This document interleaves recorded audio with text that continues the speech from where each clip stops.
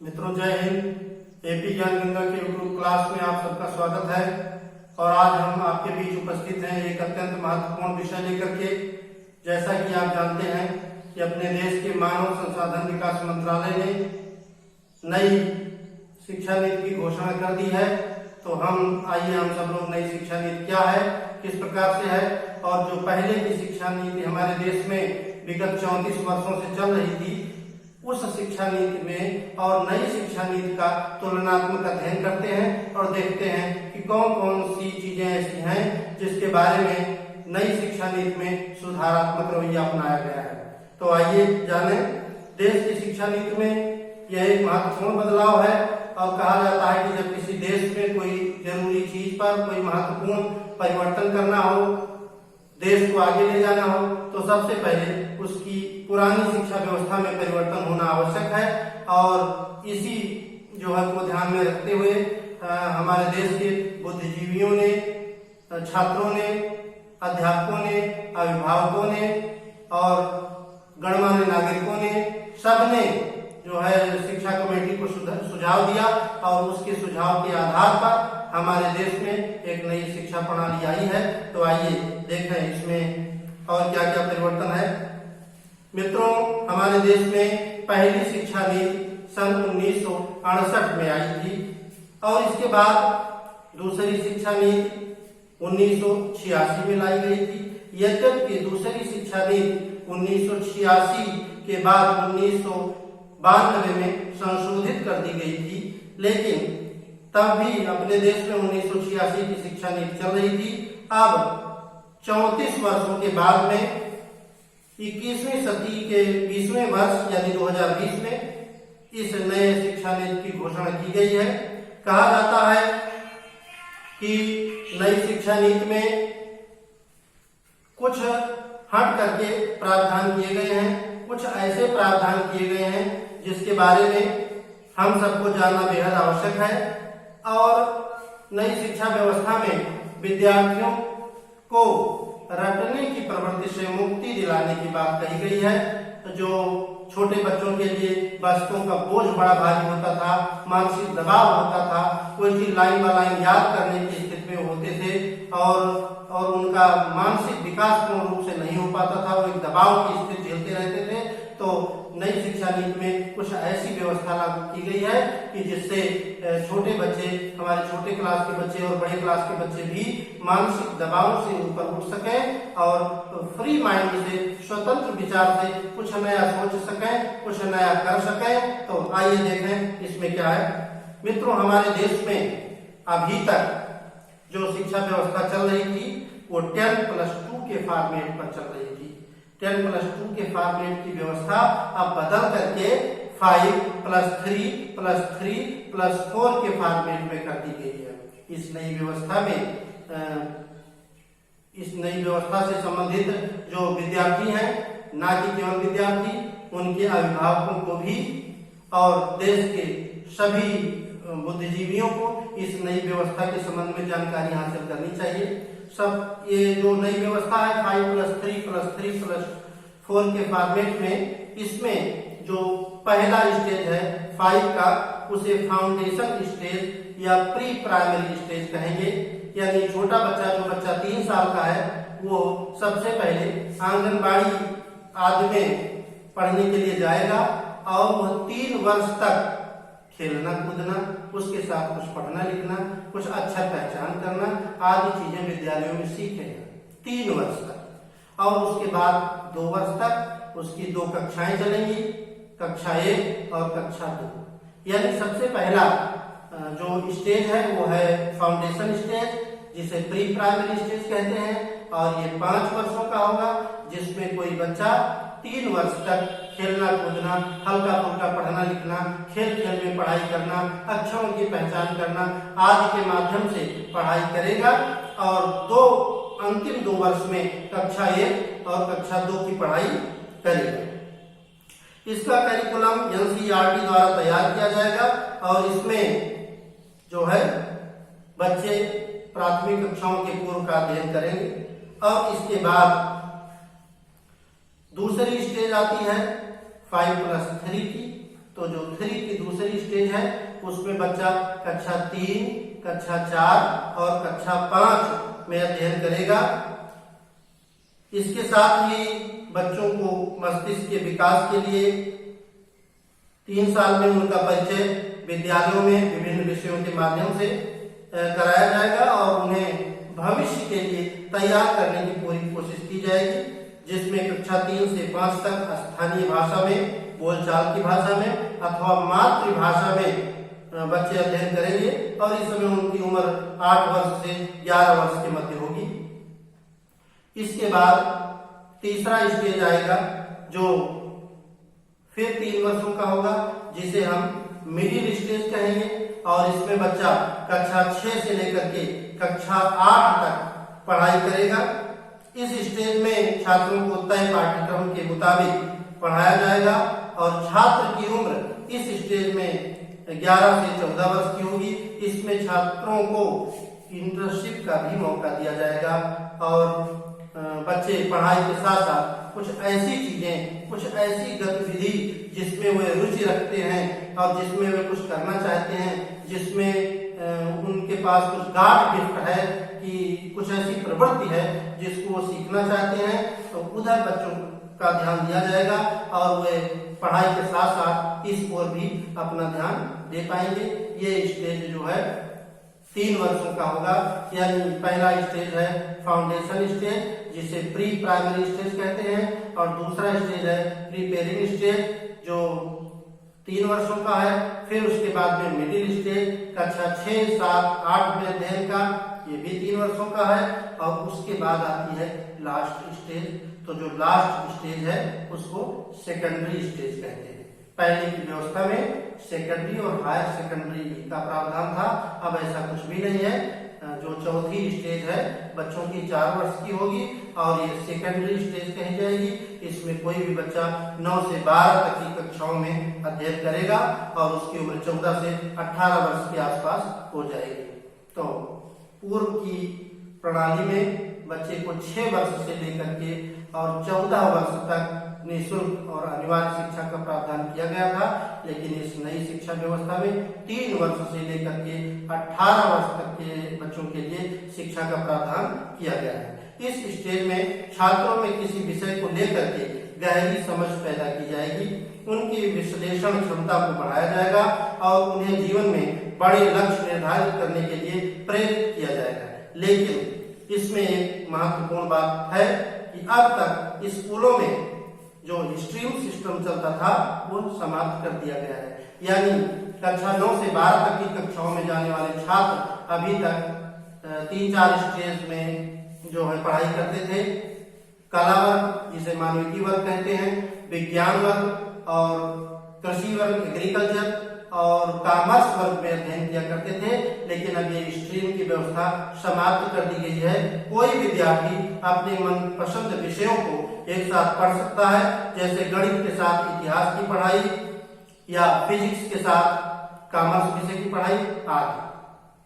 पर इसमें अभी बहुत कुछ स्पष्ट होना बाकी है। ऐसा संभव हो सकता है कि शासन द्वारा, सरकार द्वारा कुछ ऐसे विषयों का पूल बनाया जाए कि जिसके आधार पर बच्चे उस पूल से संबंधित विषयों को सिलेक्ट कर सकें। लेकिन इस बात की आशा है कि अब बच्चे अपनी मनपसंद विषयों को साथ अध्ययन कर सकेंगे और वो गणित के साथ आर्ट के विषय भी ले सकते हैं, साइंस के साथ मानविकी के विषय भी ले सकते हैं। और इस प्रकार से कुछ विद्यार्थी जो पहले ऐसे होते थे कि किसी विशेष साइट से पढ़ने के बाद वो किसी दूसरी साइट में जाने की इच्छा व्यक्त करते थे और वो पढ़ाई उनके लिए बहुत कठिन हो जाती थी, लेकिन अब ऐसा नहीं है। अब अपनी रुचि के मुताबिक, अपनी व्यवस्था के मुताबिक, अपने जो है फ्यूचर के मुताबिक वे अन्य विषयों का भी चुनाव कर सकेंगे। If he is interested variety of subject, he and she will be allowed towards the government. इस पर पूर्ण रूप से स्पष्टीकरण अभी आगे के अध्ययन में प्राप्त होगा। दूसरी महत्वपूर्ण बात यह है कि 5वीं तक की पढ़ाई में अब तक अंग्रेजी विषय की अनिवार्यता विद्यालयों में समाप्त हो गई है और अंग्रेजी एक विषय के तौर पर विद्यालयों में पढ़ाई जाएगी।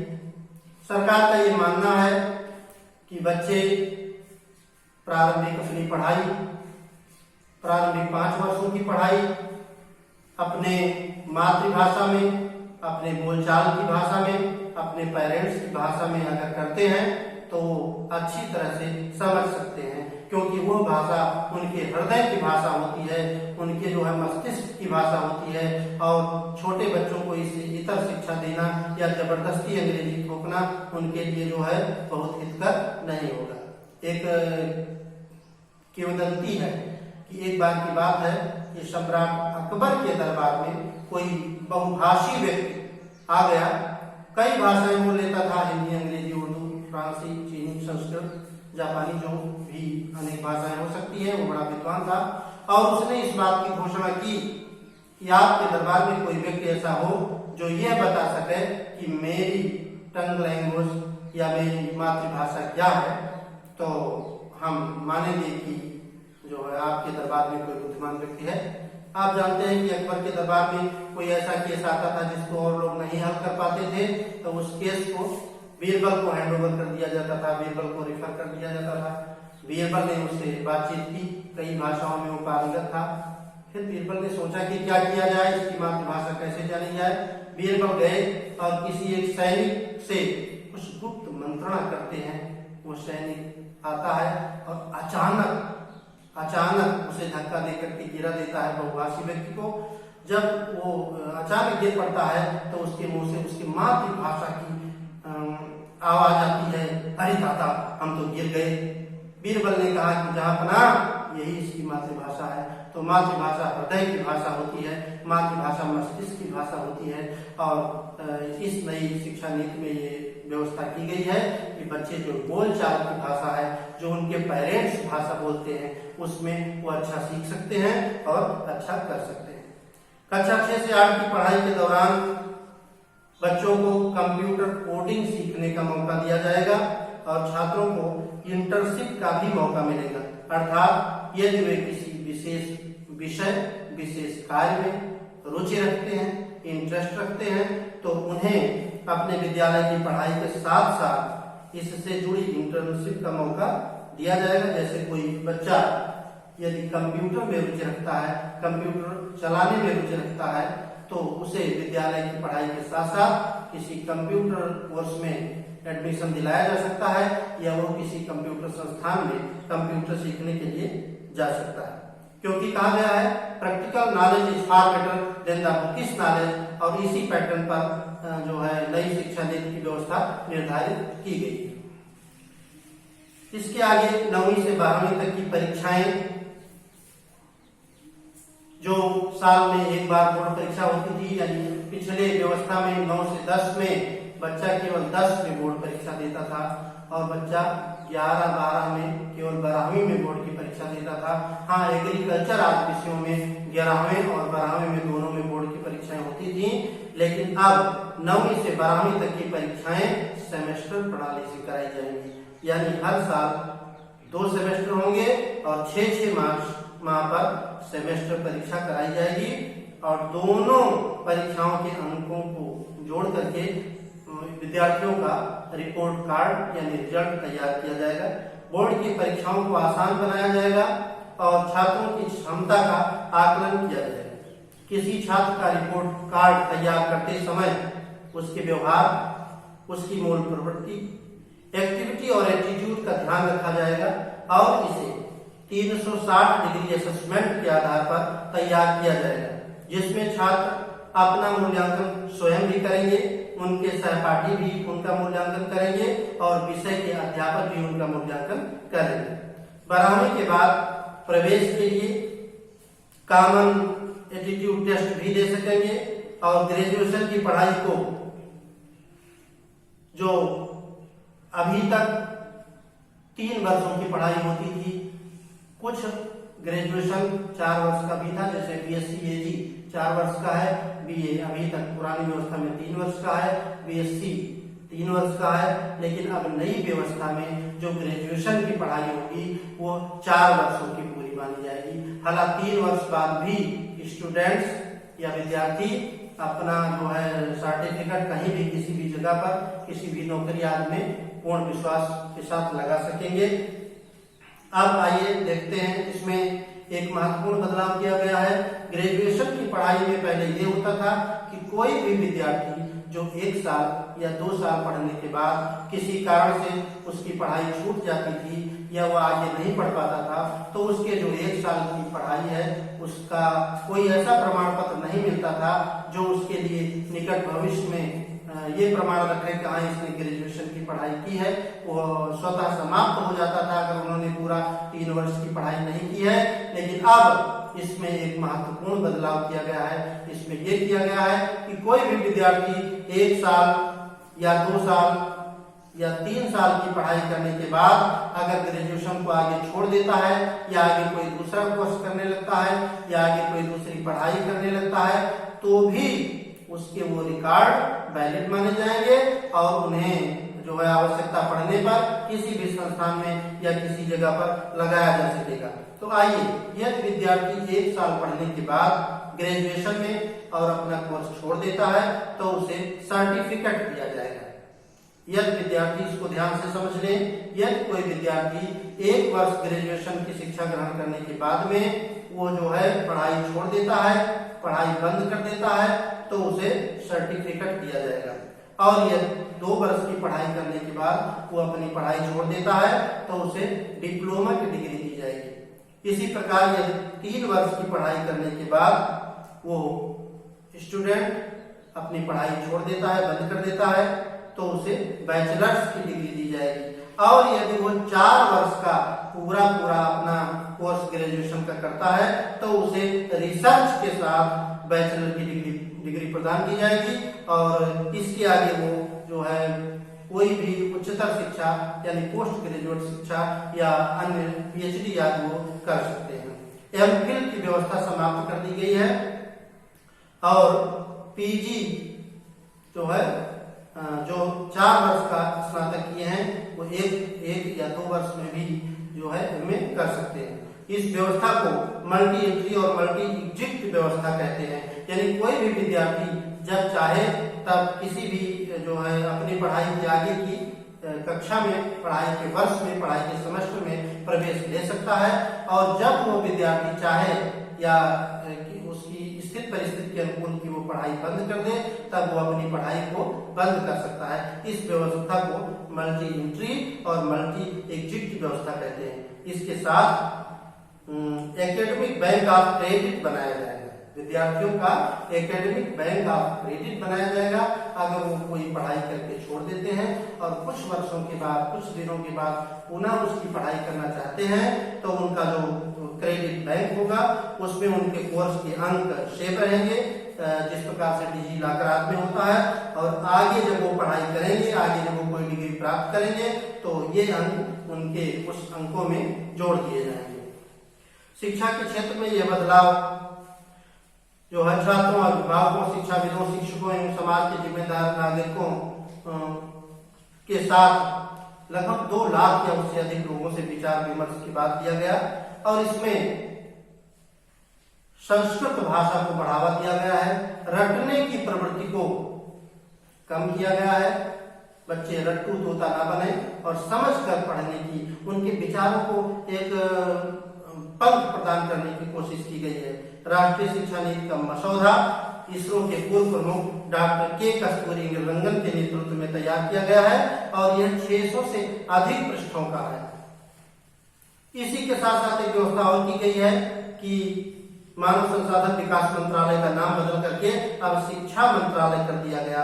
यानी निकट भविष्य में जो रमेश पोखरियाल निशंक जी हैं उन्हें हम शिक्षा मंत्री के रूप में जानेंगे और शिक्षा का अधिकार अधिनियम 6 से 14 वर्ष का जो था वो 3 से 18 वर्ष कर दिया गया है।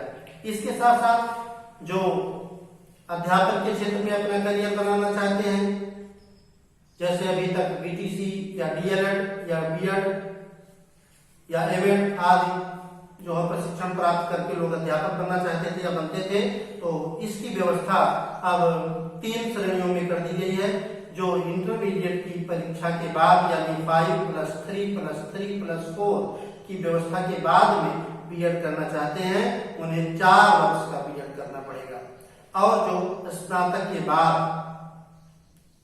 बीएड करना चाहते हैं उन्हें 2 वर्ष का बीएड करना पड़ेगा, और जो परा स्नातक के बाद बीएड करना चाहते हैं वो मात्र 1 वर्ष में बीएड की डिग्री हासिल कर सकते हैं। हमें और आपको यह जानकर बड़ी खुशी होगी कि कुछ विदेशों में शिक्षा की राशि, शिक्षा पर खर्च जो है अपने देश की तुलना में पहले अधिक हुआ करता था।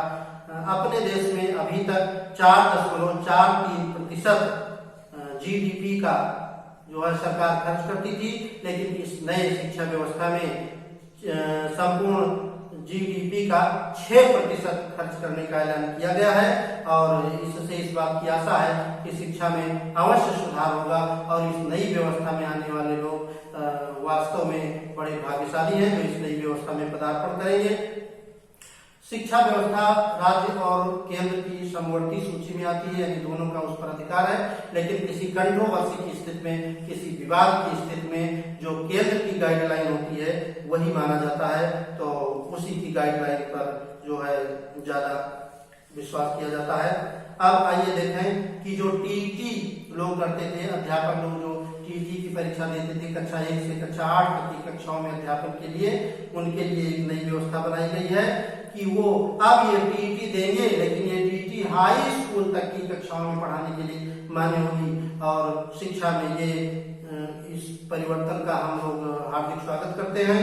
जैसा कि जो है हमारे देश के महान शिक्षाविद और जो है संविधान निर्माता डॉक्टर अम्बेडकर साहब ने कहा था कि शिक्षा उस शेरनी का दूध है जिसको जो पिएगा वो दहाड़ेगा, लेकिन हम ये कहना चाहेंगे कि जो जितना पिएगा वो उतना ही दहाड़ेगा, और पढ़ाई तो जीवन भर की जा सकती है, शिक्षा जीवन का अभिन्न अंग है, शिक्षा के बिना हम अधूरे हैं, और शिक्षा की उन्नति होगी तो हमारे देश के विद्यार्थियों की उन्नति होगी, और विद्यार्थियों की उन्नति होगी तो देश की उन्नति होगी, क्योंकि देश का भविष्य विद्यार्थियों के हाथों में है, बच्चों के हाथों में है, और इस प्रकार से बच्चों के हाथों में जब बच्चों का भविष्य स्वर्णिम रहेगा तो उनका भी भविष्य, देश का भविष्य भी दिनों दिन उत्तरोत्तर अच्छा होता जाएगा। इन्हीं शब्दों के साथ हम ये कहना चाहेंगे कि राष्ट्रीय ये जो शिक्षा का मसौदा है ये 600 से अधिक पृष्ठों का है।